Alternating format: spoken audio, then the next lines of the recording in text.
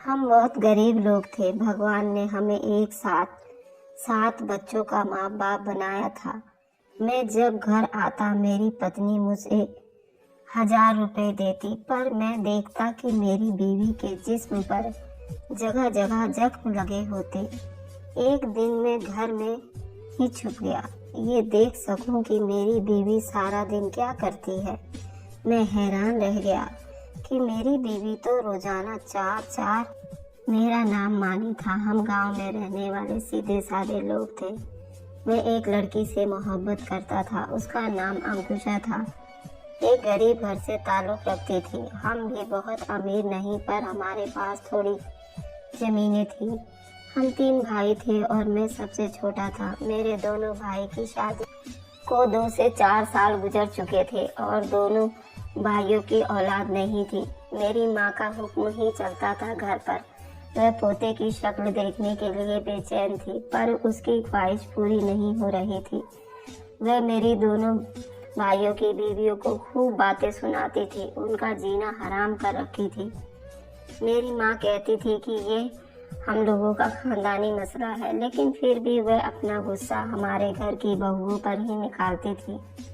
अपनी दोनों बहुओं को बहुत कुछ सुनाती थी। दोनों बड़ी बहुएं बड़े खानदान से थी, लेकिन मैंने एक गरीब घर की बेटी को पसंद करके लाया था। मैंने हिम्मत करके अपनी माँ से अंकुशा और अब के बारे में बात की।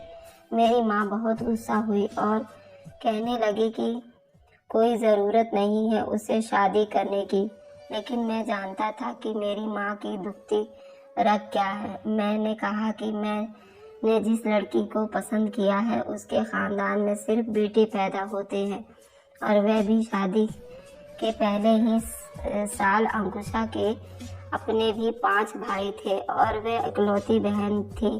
मेरी माँ को मैंने किसी तरह अपनी बातों में लगाया और अंकुशा से शादी कर ली और मेरे घर आ गई। मैं उनसे मोहब्बत करता था, लेकिन हमारे साथ भी वही हुआ जो मेरे भाइयों के साथ हो रहा था। शादी के 2 साल बाद तक कोई औलाद नहीं हुई। अब मेरी माँ ने अंकुशा को भी तंग करना शुरू कर दिया और अंकुशा को तो ज़्यादा बातें सुनाया करती थी, क्योंकि मैं उससे अपनी मर्जी से पसंद करके लाया था। वह दिन भर मेरी माँ की बातें सुनती रोती रहती, तो मुझे उसका दुख देखा नहीं जाता था। एक दिन मैंने अपनी माँ से बात करने का सोचा और मेरी माँ इतना गुस्सा हो गई कि मुझे घर से निकल जाने को कह दिया। मैं भी बहुत गुस्से में आ गया और कह दिया कि ठीक है, हम उस घर से चले जाएंगे। मैं अंकुशा को लेकर घर से निकल तो गया, पर हमारे पास कुछ भी नहीं था। ना हमारे पास घर का कोई सामान था, ना ही किचन का सामान। बस कुछ पैसे मैंने अपने दोस्तों से मदद मांगी, उन्होंने मेरा बहुत साथ दिया। गांव में बहुत दूर सुनसान इलाके में एक घर था जिसका मालिक कई सालों से गांव नहीं आया था। मेरे दोस्तों ने मेरे लिए उस घर का ताला तोड़ दिया और कहा कि जब तक उस घर का मालिक नहीं आता तुम लोग यहीं रहो, फिर बाद में कोई इंतजाम कर लेंगे। उस घर में कुछ सामान भी मौजूद था। अंकुशा ने घर साफ किया और मुझे मेरे दोस्तों ने मजदूरी का काम बताया। मैं ये काम करने को राजी हो गया। जब से हम उस घर में आए थे अंकुशा खामोश थी, पर बोलती तो सिर्फ इतना कि आप परेशान नहीं हो, मैं आपके साथ हूँ, सब ठीक हो जाएगा। मुझे इस बात की खुशी थी कि मेरी पत्नी मेरे साथ है।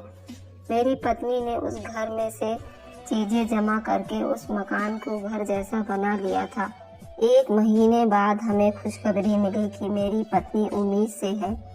हम बहुत खुश हुए और 7 माह के प्रेगनेंसी में डॉक्टर ने बताया कि मेरी पत्नी के पेट में एक साथ 7 बच्चों की पैदाइश होनी है।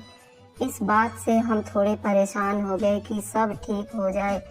गांव की सारी सरकारी अस्पताल की डॉक्टर साहिबा बहुत अच्छी औरत थी। उन्होंने हमारी बहुत मदद की और भगवान ने हमें एक साथ 7 बेटों से हमारा घर भर दिया।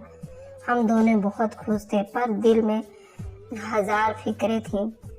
एक साथ इतने सारे बच्चों का खर्चा कैसे पूरा करेंगे। मेरी नौकरी से जो मुझे मिलता था वह बहुत कम थे। फिर से दोस्त काम आए, पर वह भी कब तक करते। किस तरह गिरते पड़ते 3 महीने का वक्त निकल गया। अंकुशा की तबीयत अब अच्छी होने लगी थी, पर अब हमारे बुरे दिन शुरू हो गए थे।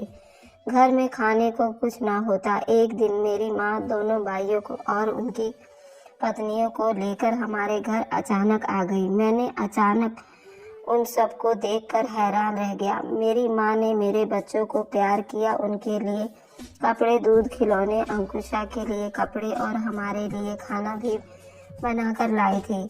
हमने बहुत अरसे बाद भरपेट खाना खाया था। बच्चों ने भी दूध पिया और सब उनसे प्यार करने लगे। मैं खुश था कि चलो बुरे वक्त में अपने ही काम आते हैं। पर फिर मेरी माँ ने एक अजीब बात कह डाली, अब तुम दोनों वापस घर जाओ। मेरा तो दिल फटा जा रहा था। तुम लोगों को इस खंडर में रहते हुए देखकर अपने घर आ जाओ, वहाँ सुकून से रहो। बस अब तुम लोगों को अपने लिए वहाँ एक और कमरा बनाना होगा, जगह कम है ना। और एक काम ये भी करना होगा कि अपने दोनों बेटों को, अपने दोनों भाइयों को लिख कर दे दो। 3 बेटे खुद रख ले। वैसे भी अकेले 7 बच्चों को कैसे पालेगा। इस तरह सबको औलाद मिल जाएगी। मैं और अंकुशा दोनों हैरान रह गए। मम्मी, यूँ भी तो बच्चे हम सब के ही हैं। चाचा जैसा और चाची माँ जैसी ही होती है। मैंने बात संभालने की कोशिश की। नहीं, ऐसे नहीं कह रही हूँ। बाकायदा लिख कर देना होगा। मेरी मम्मी ने तो अपना फैसला ही सुना दिया, जैसे वो यहाँ सिर्फ इसीलिए आई थी। मैं भी हैरान हो गया। अंकुशा ने उनकी लाई हुई चीज़ें उनके सामने रखी और कहा कि मैं 9 महीने जो तकलीफ काटी हूँ उसका 1 घंटा में आप नहीं गुजार सकते। जब मैं तकलीफ में थी तब आप लोग क्यों नहीं आए मेरी मदद करने। अब अपने मतलब को आ गए। मैं अपनी औलाद किसी को नहीं दूंगी। औलाद कोई बांटने की चीज़ नहीं होती है। चले जाएं यहाँ से। हम जिस हाल में हैं रह लेंगे। यह हमारा मसला है, आपका नहीं। सच कहूँ तो अंकुशा ने मेरे दिल की बात कह दी। मेरी माँ ने हमें फिर से बुरा भला कहना शुरू कर दिया, बल्कि इस बार तो बाकायदा बद्दुआएं दी कि कभी सुकून से नहीं रहोगे। और वह लोग वहाँ से चले गए। उनके जाने के बाद मैं और अंकुशा बहुत परेशान थे, क्योंकि सच तो यही था कि 7 बच्चों का खर्चा उठाया नहीं जा रहा था। लेकिन वह बात मेरे दिमाग में हरगिज नहीं आ रही थी जो मेरी माँ करके गई थी।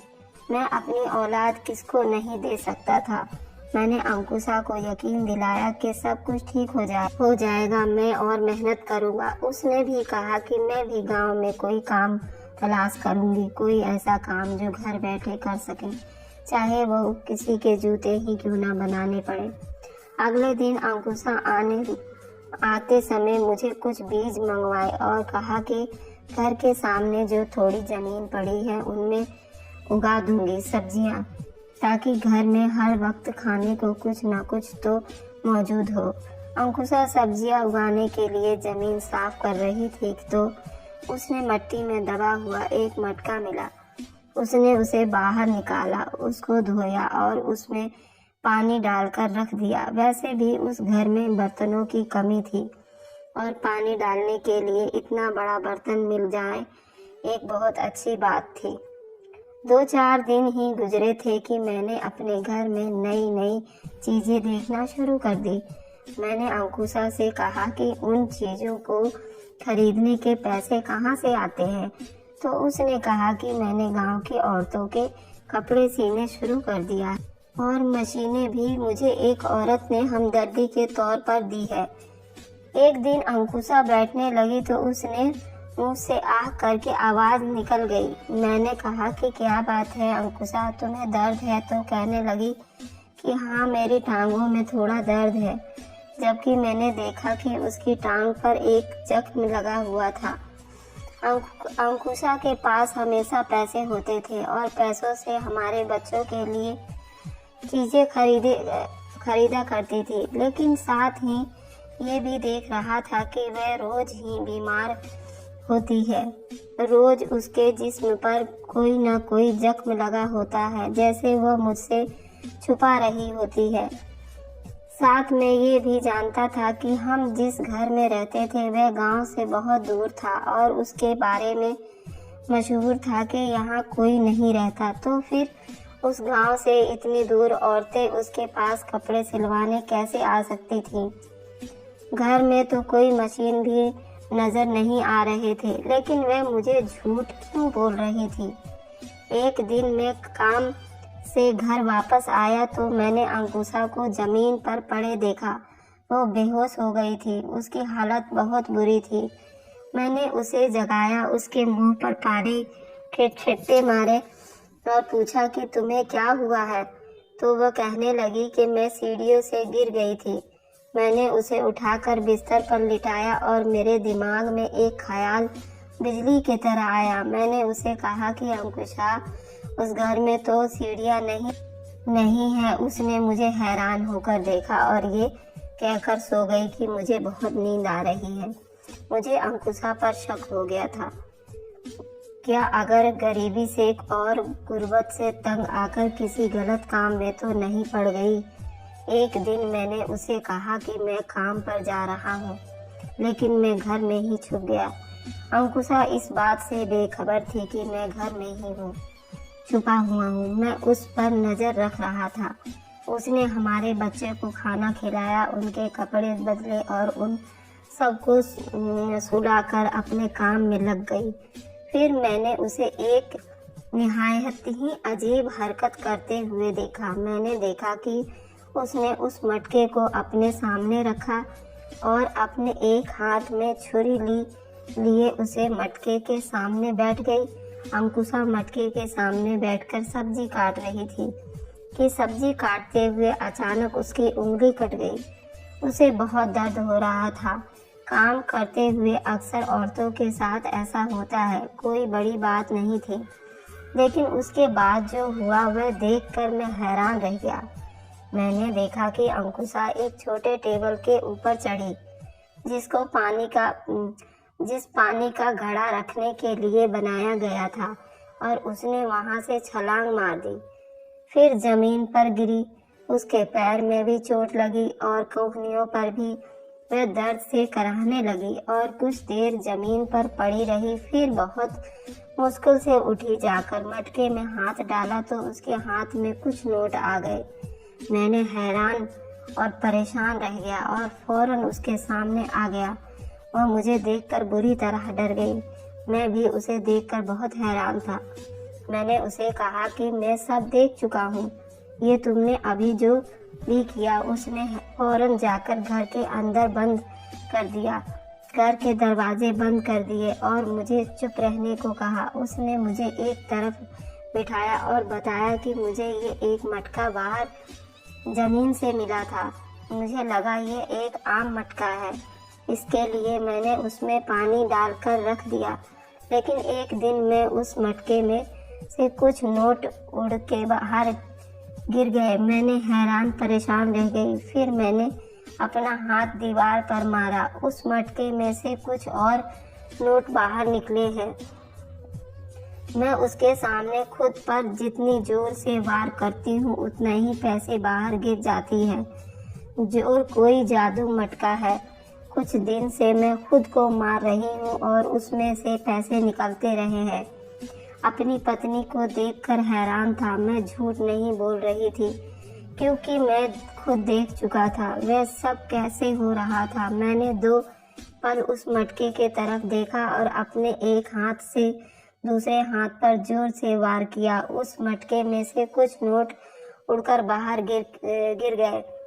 मैं हंसने लगा कि ये तो हमारे हाथ खजाना लग गया है। पत्नी 1 हफ्ते से ये सब कुछ कर रही थी। उनके काफी सारे पैसे जमा किए थे जो मुझे दिखाए। मेरी पत्नी ने कहा कि मुझे लगता है ये मटका उन्हीं लोगों का था जो हमारे घर में पहले रहते थे। अगले दिन मैं उस घर के रहने वालों के हवाले से कोई मालूमात हासिल करने अपने उसी दोस्त के पास गया तो उसने बताया कि उस घर में जो लोग रहते थे वे तकरीबन 30-40 साल से वापस नहीं आए, ना ही उनकी कोई औलाद घर में आई है।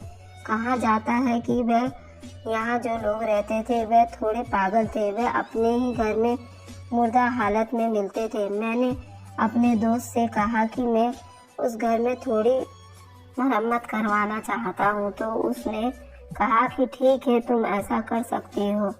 उस घर के हवाले से अगर कोई पूछने आया तो वह गांव का पटवारी ही होगा, उसको कुछ देकर चुप करवा देंगे। जो काम मेरी पत्नी 1 हफ्ते से कर रही थी वह मैंने भी करना शुरू कर दिया।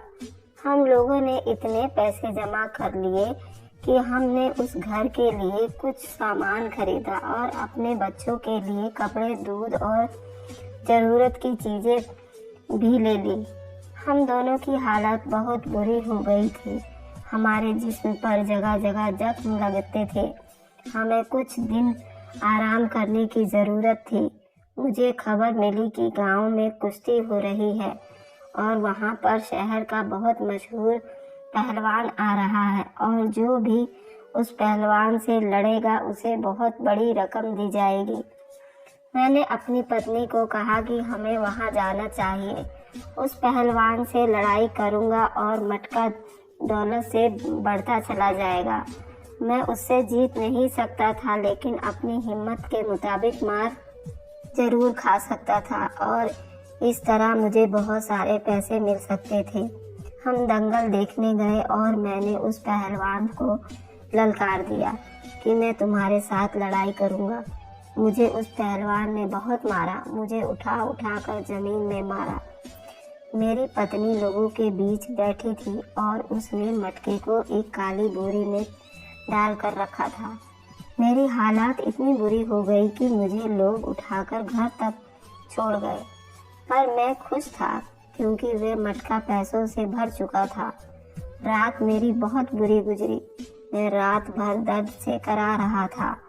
हम लोगों ने इरादा कर लिया कि अब हमारे पास इतने पैसे हैं कि हमें दोबारा ये काम करने की ज़रूरत नहीं है। हम उस मटके को रख देंगे और फिर कभी जब हमें ज़रूरत होगी तब हम उसे इस्तेमाल करेंगे। अब कुछ दिन हम सिर्फ आराम करेंगे और इस तरह की कोई हरकत नहीं करेंगे। हमने घर को किसी तरह ठीक करवा लिया था और अब घर की तरह लगने लगा था। मैंने गांव की पटवारी को इतने पैसे दे दिए थे कि उसने वह घर मेरे नाम लिख दिया था कि घर भी मेरा हो गया था। एक तांगा भी ले लिया जिसको मैंने ठेके पर दे दिया। उस तांगे से भी रोज की आमदनी आने लगी। उसके अलावा मैंने गांव में एक छोटी सी किराने की दुकान भी बना ली जिस पर मैं रोज बैठ जाता और वहां से भी कुछ आमदनी आ जाती। अब हमारे हालात अच्छे हो गए थे। सारा खानदान हमारे बारे में बात कर रहा था कि उनकी तो अचानक से लगता है कि लॉटरी निकल आई है। किस्मत वाले थे उनके बेटे, बहुत किस्मत वाले हैं। भगवान ने 7 बेटे दिए तो उन 7 बेटों के लिए भी तो कुछ करना था। कहने को तो हमारे हालात ठीक जा रहे थे और अब हमारे पास किसी चीज़ की कमी नहीं थी। लेकिन दौलत का नशा ऐसा नशा है कि जिसकी कोई हद नहीं है। हमारे पास सब कुछ होते हुए भी हम बार बार उस मटके को इस्तेमाल करते। हमारे पास बहुत दौलत आ गई थी। हमारे सारे छोटे छोटे ख्वाब जिनको हम कभी पूरा ना कर सकते थे, हम उसको अब पूरा कर चुके थे। लेकिन अब भी हमारा दिल नहीं भर रहा था।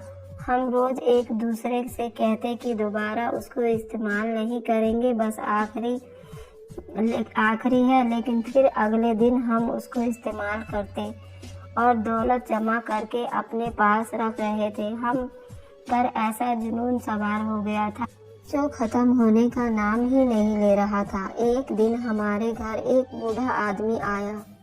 मैं उस दिन घर पर ही मौजूद था।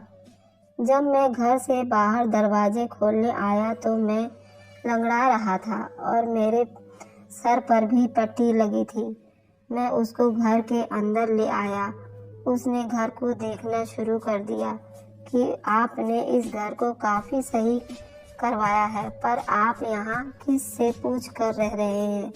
तो मैंने उसे सारी बात बता दी और कहा कि घर हम मजबूरी में इस्तेमाल किया था, लेकिन अब मैं उस घर को अपना नाम लिखवा चुका हूँ। अगर आपको ये घर वापस चाहते हो तो आपको मेरे साथ एक केस लड़ना होगा, और आप जानते हो कि हमारे मुल्क में इस तरह के केस 20-40 साल तक चलते हैं रहते हैं। आप उस घर को भूल जाएं। तो वह आदमी हंस और मैं उस पर हैरान रह गया।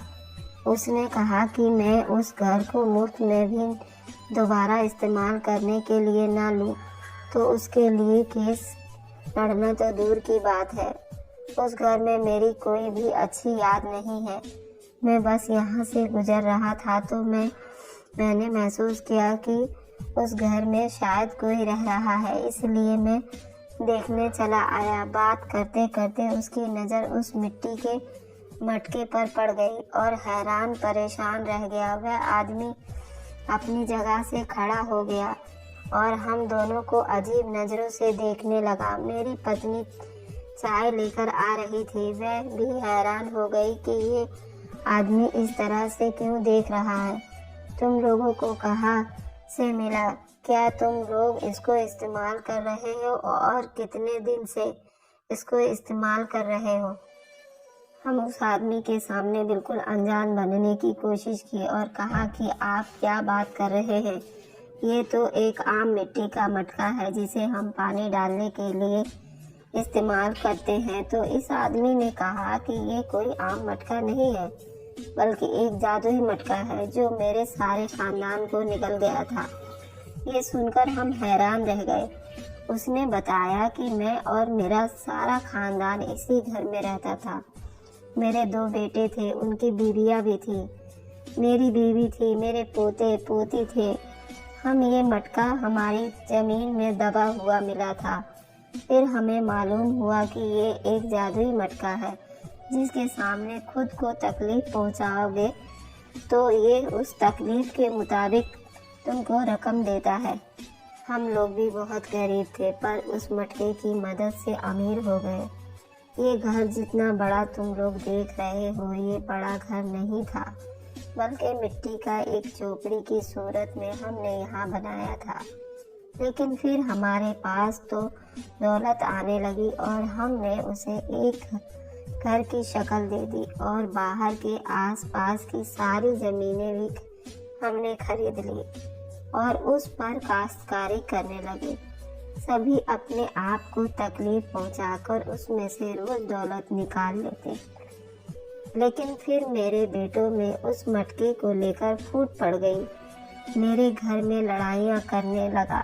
बीमारियों ने हमारे घर को देख लिया, लेकिन उन बीमारियों से बचने के लिए पैसों की ज़रूरत थी और पैसे हासिल करने के लिए खुद को तकलीफ देनी पड़ती थी। हम सब लोग बहुत बीमार हो गए, जख्मी रहने लगे। हमारी हालत ऐसी हो गई कि जैसे हम इंसान नहीं बल्कि चलती फिरती जिंदा लाशें हैं, जिस्मों पर जख्म जो पहले ठीक ना होते और फिर हम दोबारा उस जख्म को बना लेते। इसके पीछे मेरे दोनों बेटों ने आपस में लड़ाइयाँ की और एक दूसरे को जान से मार डाला। मेरी बहू विधवा हो गई, उनके बच्चे यतीम। मेरी पत्नी अपने दोनों बच्चों की मौत देखकर पागल सी हो गई। मेरी बहू मैं अपने बच्चे लेकर अपने घर चली गई, वापस लौट कर नहीं आई और मैं अपनी पत्नी को लेकर उस घर को छोड़कर यहाँ से चला गया। मैंने उसके मटके को इसी तरह मिट्टी में दबा दिया जहाँ से ये मिलता था। इस बात को भी 15 से 20 साल हो गए हैं। मेरी पत्नी अब इस दुनिया में नहीं है। मैं अपनी एक बेटी के घर रहता हूँ। ये मटका आपको दौलत तो देता है, लेकिन आपको इस दौलत को हासिल करने के लिए एक बहुत बड़ी कीमत चुकानी पड़ती है। ये एक मालिक की तलाश में होता है और उस मालिक को दौलत के लिए इतना पागल बना देता है कि वह खुद ही अपनी ही जान ले लेता है और फिर किसी और मालिक की तलाश में निकल जाता है, और ये किसी न किसी तरह मिल ही जाता है, जैसे पहले हमें मिला था और अब तुम लोगों को मिल गया है। इस आदमी ने हमारे बेटे की तरफ देखा तो उसने कहा कि तुम लोग क्यों अपनी जिंदगी बर्बाद करते हो? तुम लोग को भगवान ने इतने प्यारे बच्चे दिए हैं, अभी तुम लोग जवान हो, उस मटके को वापस जमीन में दबा दो, उसको तोड़ा नहीं जा सकता। तुम लोगों ने शायद उसको तोड़ने की कोशिश भी ना की होगी कि तुम ऐसा सोच भी नहीं सकते, लेकिन मैंने उसको तोड़ने की बहुत कोशिश की थी, पर मैं उसको तोड़ नहीं सकता था। उसका यही हाल है कि उसको दबा दिया जाए। हमने एक दूसरे की तरफ देखा और सोचा कि वाकई हम खुद के साथ क्या कर रहे थे। अगर कल को हमने कुछ और हो जाता तो हमारे इन बच्चों का क्या होता? हम लोगों की हालत बिल्कुल मरीजों जैसी हो गई थी, जो बेशक अपने कदमों पर चल रही थी। तुम लोग उस घर में रह रहे हो, मुझे ये घर नहीं चाहिए, क्योंकि मेरे पास तो वैसे भी सब कुछ है। उस घर में ही रहो। तुम लोगों ने अपना कोई कारोबार बनाना है तो वह भी बनाओ, लेकिन सब मटके को दोबारा वापस दबा दो। वह आदमी हमें समझाकर चला गया और मैंने उस मटके को उठाया कि मैं उसे वापस दबा दूंगा, लेकिन मेरी पत्नी ने मेरा हाथ पकड़कर मुझे रोक दिया। मैं हैरान परेशान रह गया कि क्या ये अभी भी यही सब करना चाहती है। तो उसने कहा कि उसको यहाँ नहीं बल्कि कहीं बहुत दूर दबा कर आएंगे, नहीं तो फिर उसकी तलाश में दोबारा निकल पड़ेंगे। और वह ठीक कह रही थी कि उसे कहीं बहुत दूर दबाना चाहिए था। मैंने ऐसा ही किया, उस मटके को बहुत दूर ले गया और बहुत दूर गहराई के अंदर उसको दबा कर आ गया। अब हमारे पास किराने की दुकान भी है, एक सवारी भी है और भगवान के दिए खूबसूरत बेटे भी हैं। हमारे लिए हमारी औलाद ही हमारी दौलत है। तो धन्यवाद दोस्तों, स्वस्थ रहे, खुश रहे, like and subscribe. Thanks for watching.